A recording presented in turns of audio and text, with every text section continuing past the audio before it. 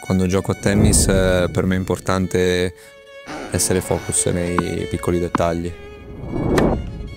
Per me è importante sentirmi forte e vorrei essere sempre sostenuta. Quando entro in campo è importantissimo avere un'attrezzatura che riesca a farmi dare il massimo in ogni partita. In campo cerco di trovare un buon equilibrio Tra performance e stile. Sul campo da tennis Stefano Travaglia è un ragazzo che si impegna al 100%. Un mix tra una bestia selvaggia con una personalità molto sensibile.